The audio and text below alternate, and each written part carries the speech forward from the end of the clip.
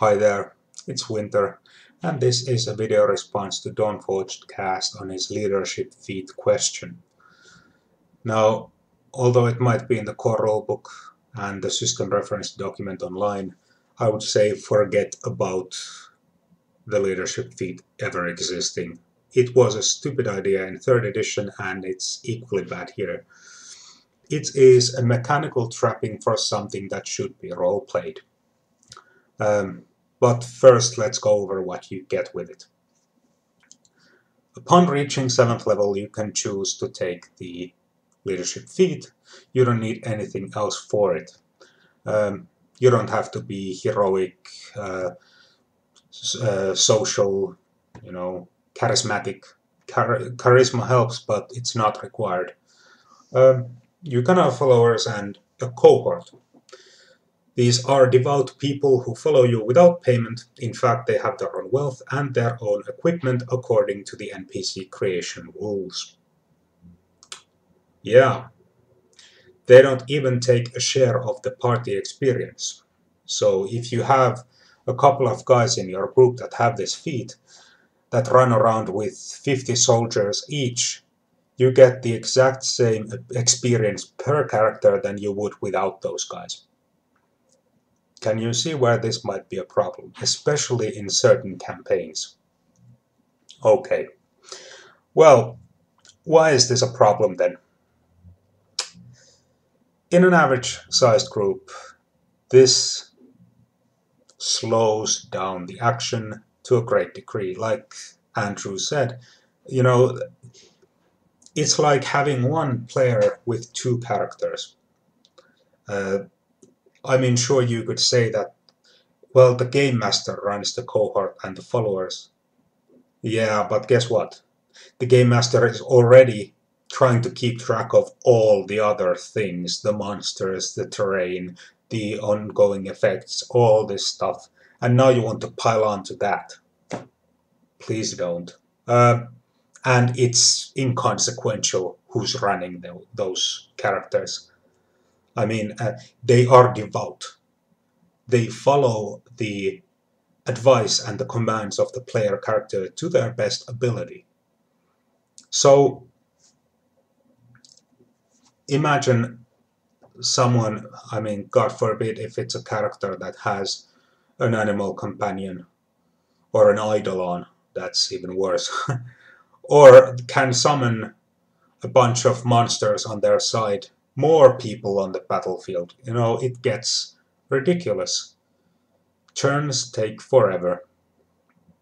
And I was part of a game where it took the entirety of a 6-hour session to pull through one fight. It was a big fight, but still, it should not have taken that long, and every time it came to one of the guys that ran with leadership, everyone just groaned. It was like, oh god, again. Okay, I'm gonna take a nap while I'm waiting for my turn. It was just too much.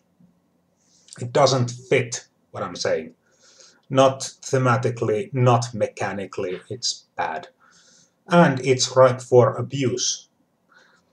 Think of the guy that makes a wizard or an alchemist cohort for themselves that just hangs back at the base and you shovel some coin their way and they manufacture magical items like an assembly line.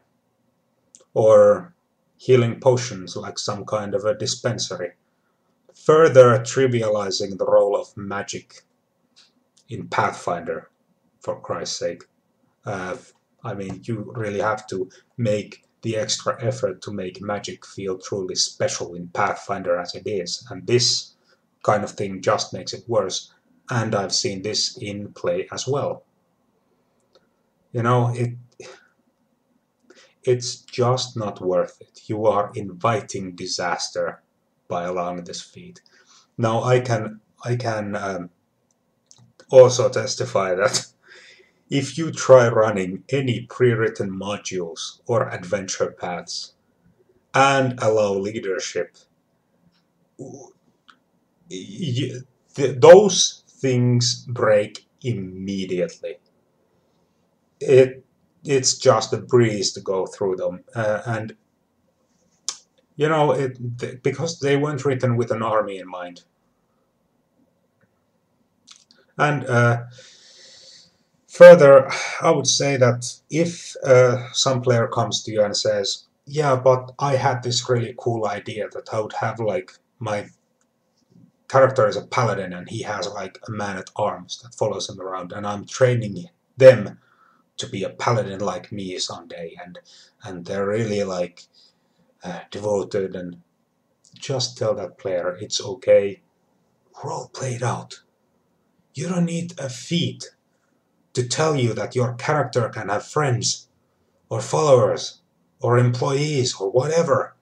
You don't need a feat for that. Role play it out. It's more fun that way. And you know, okay, what would you rather have? Would you rather have a cohort that you build, minimize, and maximize to make these kinds of combat maneuvers, and they're just like my second character, and now we're running around in combat, and I can do this and that and other thing?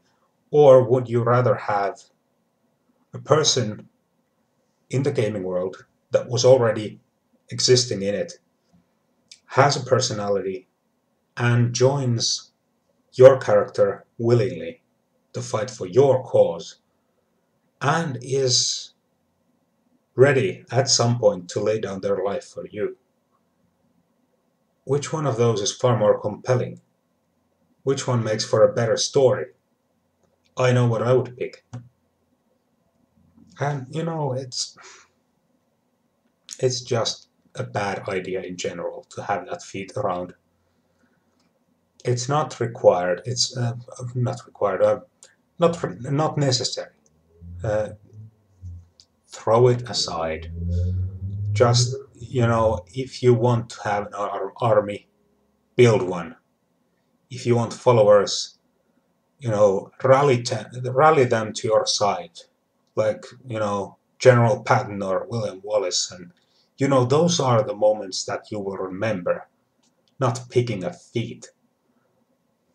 Anyway, just my 2 cents. Thanks for watching, and bye.